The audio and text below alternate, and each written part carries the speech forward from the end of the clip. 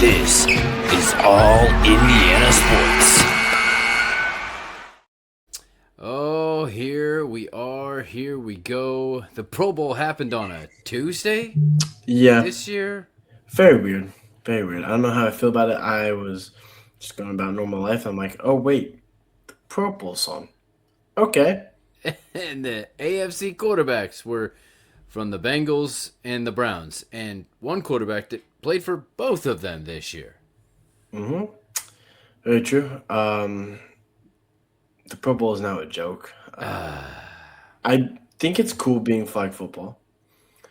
Although I miss seeing all the best players on each team play actual football and actually be able to hit each other. Right. And it's kind of a disgrace to flag football because flag football is actually so much more entertaining than they make it because they're not familiar with it. I completely agree. On this National Girls and Women in Sports Day, can we give a cheer for the women in the flag football and the possibility that is potentially a actual D1 sport and is going to be an Olympic sport? So excited for them. But yeah. Very exciting time. But I'm Kevin. This is my son Liam. Excited to present All Indiana Sports. Welcome back.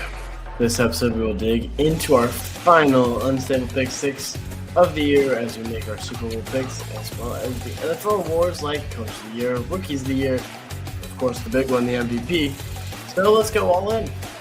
Yes, you can follow us on TikTok and Instagram at All Indiana Sports, and don't forget to like and subscribe on YouTube or wherever you get your podcasts. We want you to be a part of this. As always, comment your picks before the Thursday NFL awards. And if you get them all right, we'll shout you out on next week's Pick 6. As always, before we make it to our picks, we want to take a look at last week's picks. So let's do that. Right.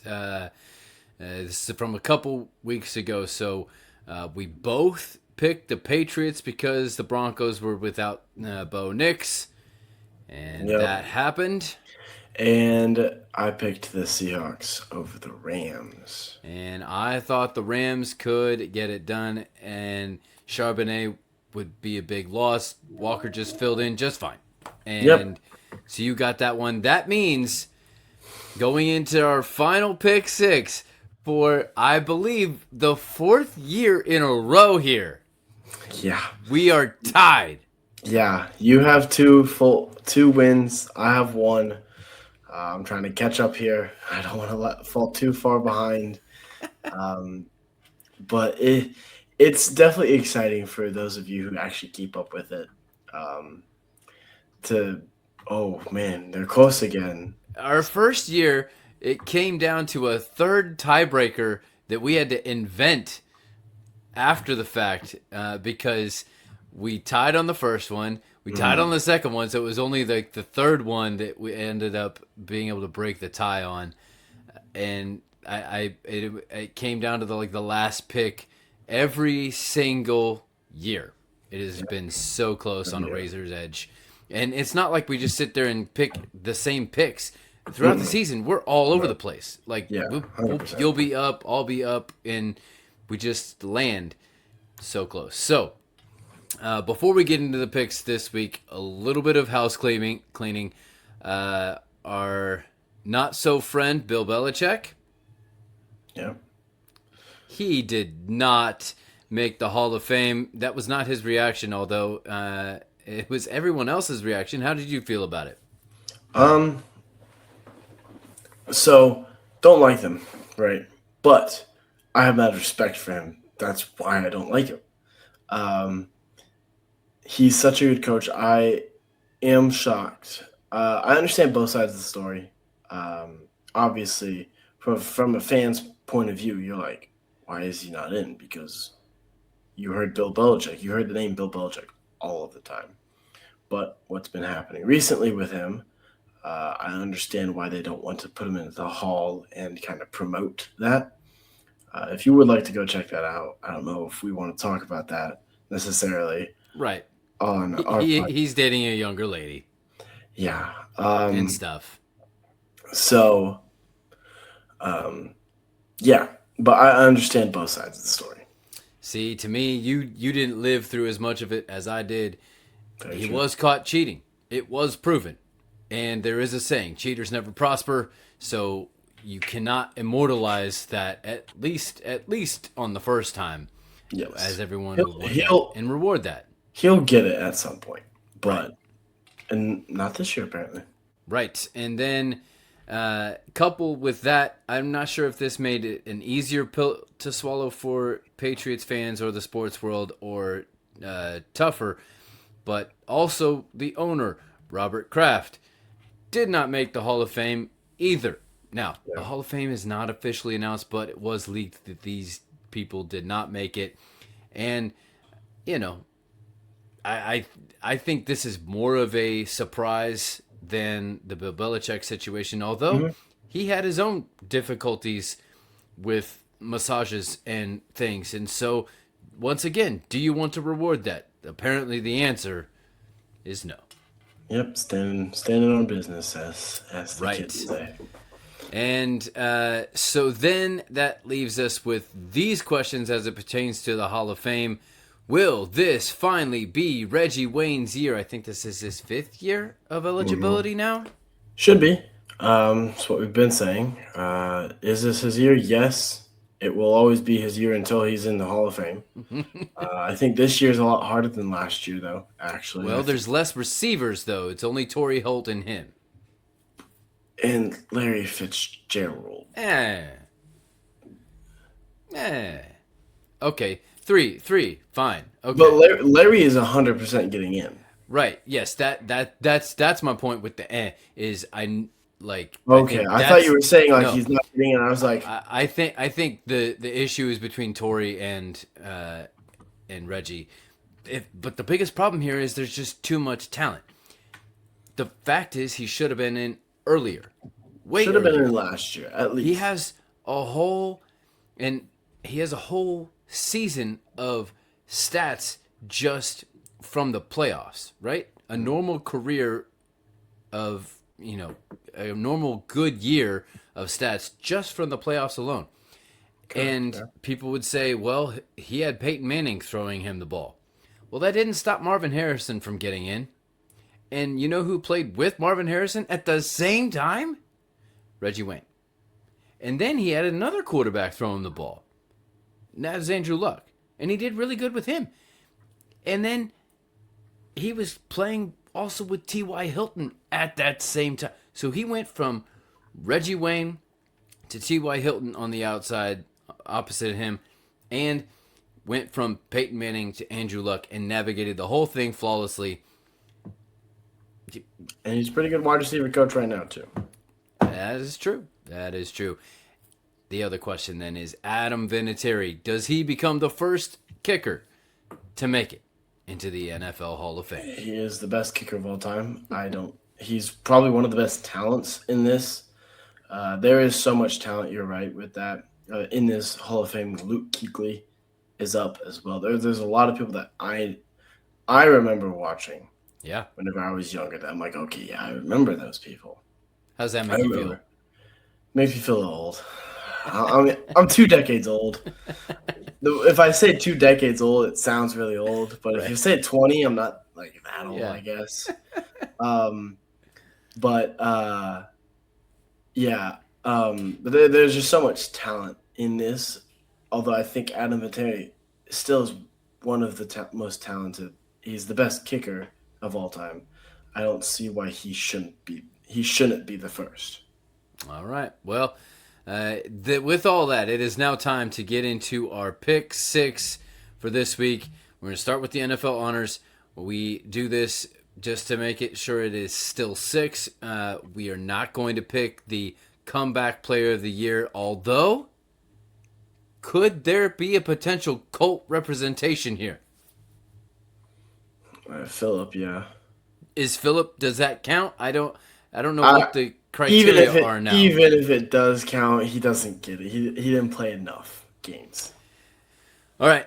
He played, and he didn't win any. So, yeah. But But what he did in some of those intricacies and those chess matches were very interesting to watch. A lot of people loved it. So I think it would be great and Sure. fabulous if he could get it. But could there be one represented in our first category, and that would be Rookie of the Year? This is either an offensive or a defensive. You can pick either one that you think could get it. And if you're right, you're right. Yes. Trying to think. I don't know the defensive rookies as well. I don't know those candidates as well. There wasn't a lot of shining stars, I Yeah, will say. which is why I'm gonna go with the offensive rookie. But there was so many shining stars. Okay. There's Tyler Warren. That's the big one that we know about. Emeka Ibuka, kind of. But may not have played enough. May not have played enough. I'm gonna have to look this up. Ooh.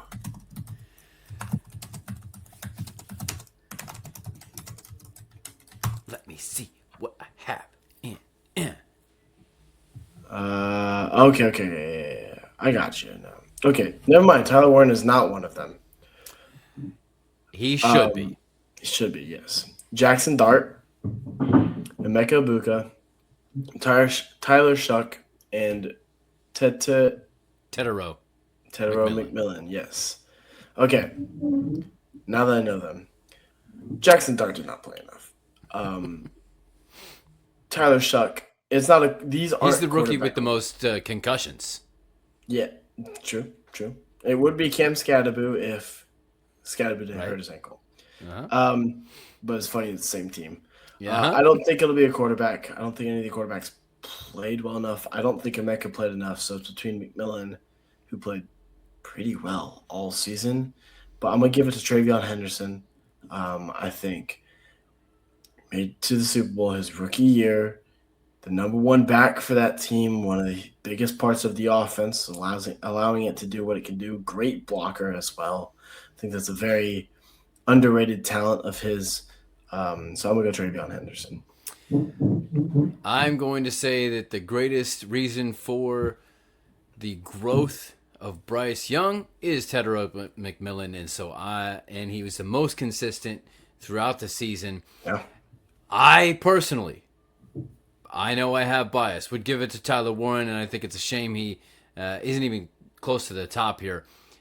But what can you do when you're in a small market?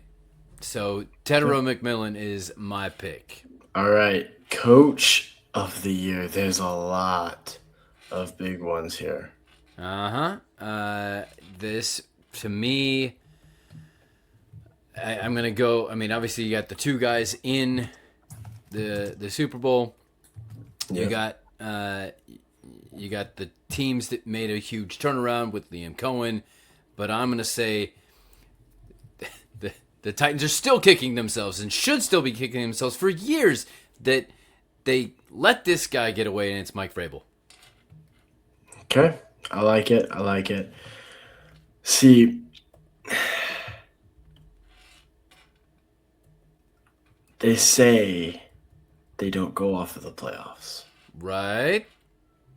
If that's the case, then I'm going one guy. But I think they do go off of playoffs, though.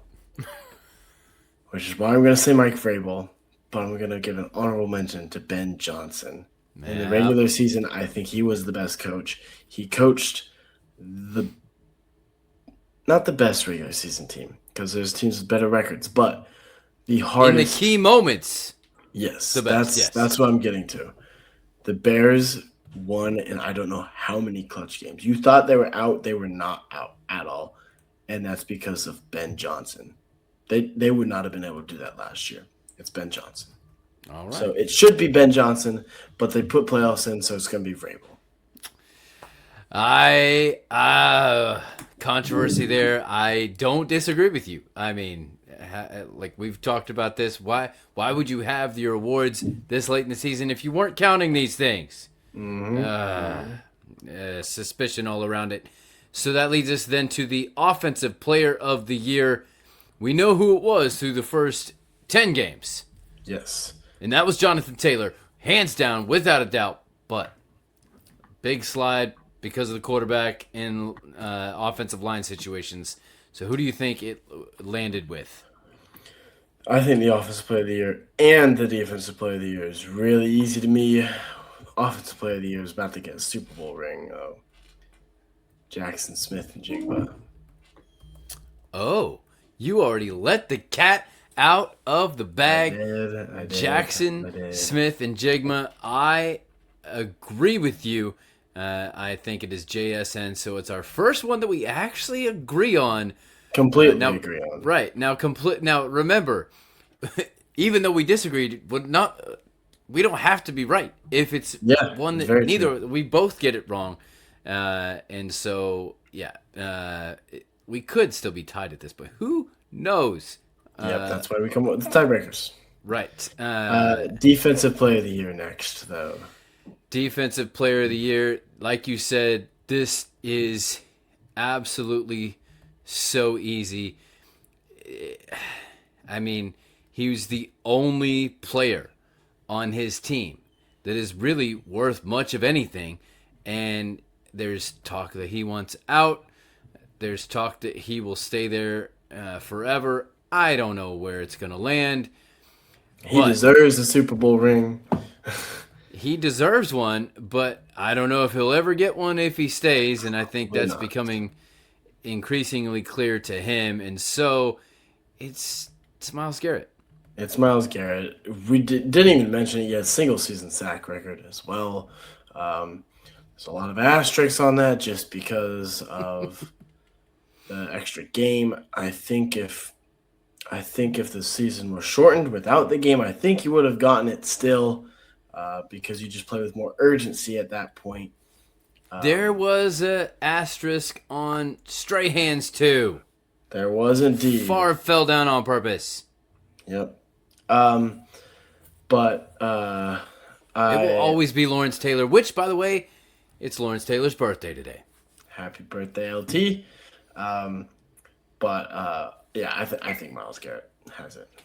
All right.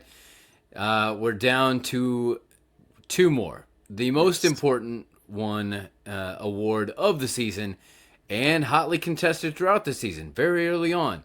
Yes. The MVP was baking it up. And then, same team, the rookie was going to be Emeka Egbuka. So the Bucks did what they did. And who now would be your MVP, knowing your claim from earlier that they count the playoffs? They count the playoffs. It's Drake May. But I'm gonna say it's Matthew Stafford, throwing for, I believe, 50 touchdowns at least in the regular season and playoffs combined.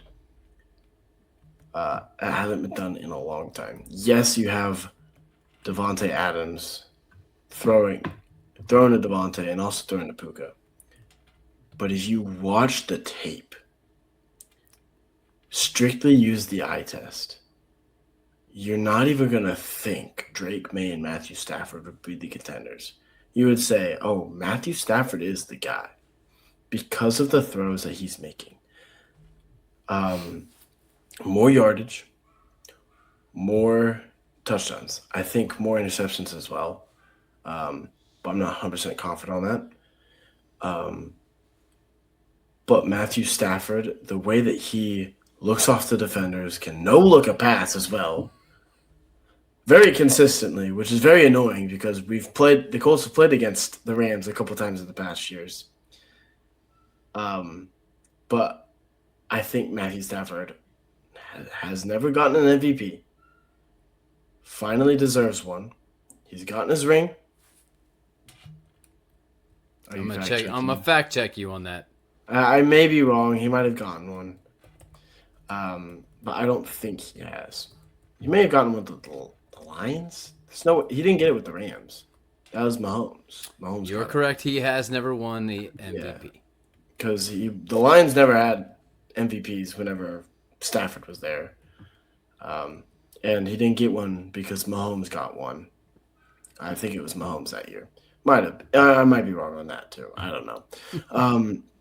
But I believe Matthew Stafford deserves one. He got his Super Bowl ring. He got his. He's going to get his MVP, and I don't think he'll retire after this year, but it's a pretty good way to go out, if you ask me. Yeah, I agree with you. It's going to be Stafford. I have a different reasoning, and I'm going to tie it back to the Grammys that just happened this past weekend.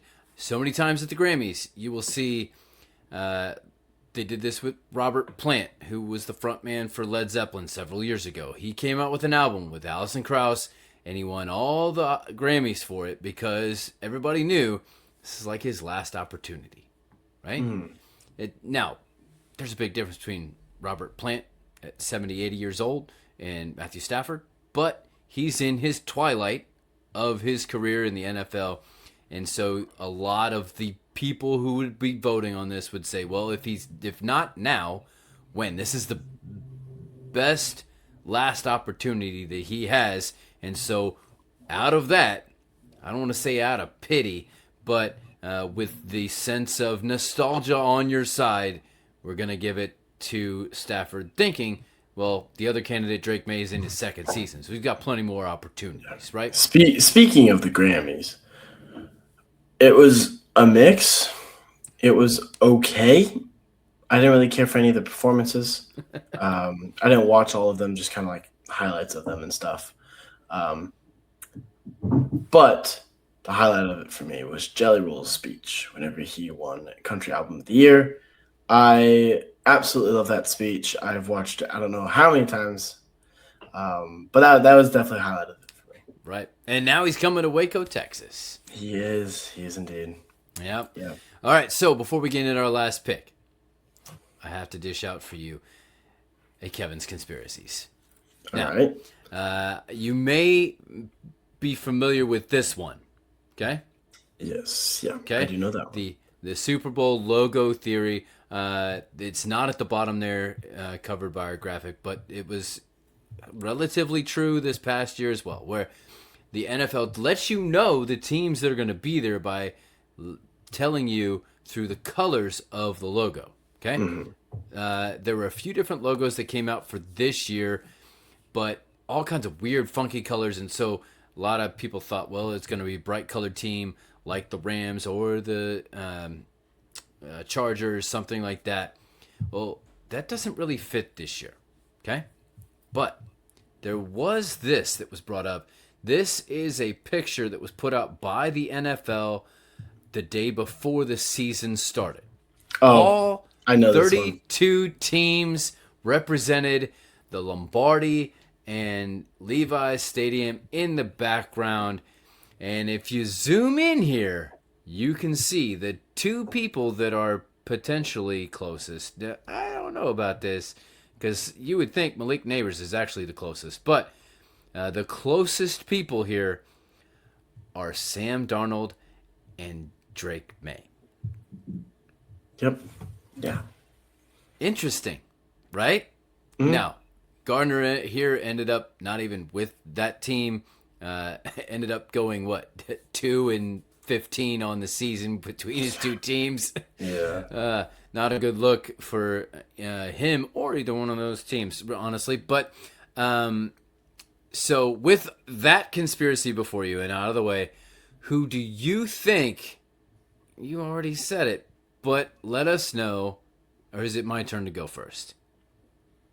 You already said it. I'll go first. That's fine.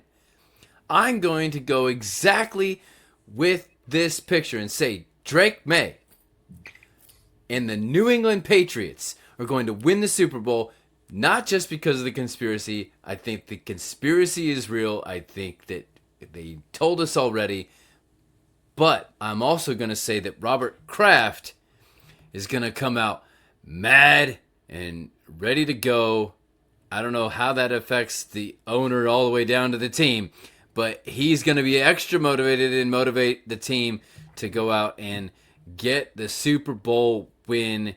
And so the Patriots are going to win the Super Bowl 60. I think it's the Seahawks. Couple of things. New England's a further travel than Seattle. They've been there a whole week. Travel still affects you, regardless. Much easier to go west than east.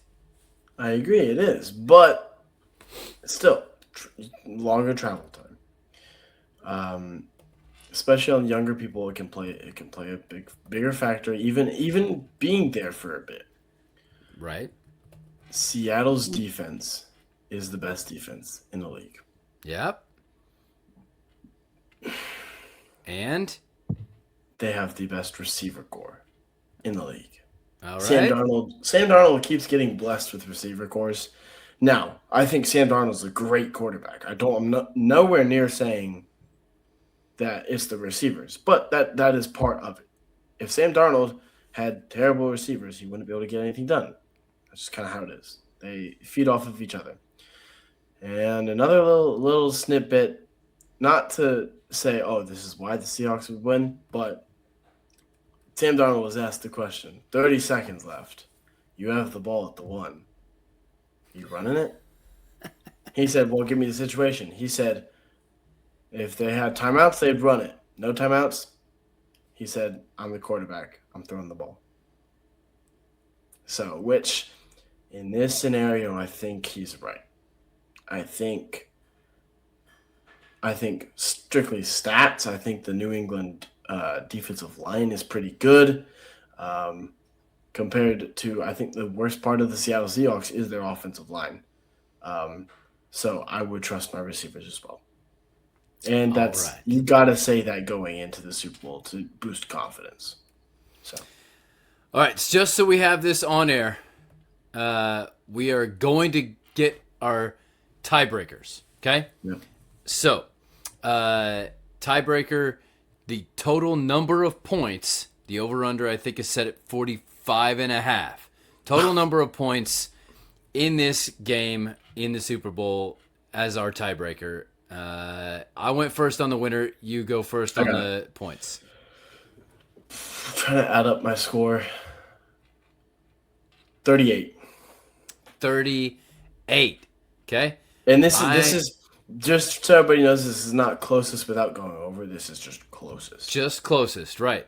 I am going to, and this is where it got us in trouble because one time we were equal amount away. One was higher, one was lower. Yeah. I'm going to say 32. Okay, so that could happen. If it is 35, yep, that happens. Okay. Exactly. So that leads us to it. What would that be? 14 to 21. That can happen. That can very much happen. I think this is going to be more of a low. We both obviously think this is going to be a low. We're taking the under on the line, both of us. All right. Defensive battle.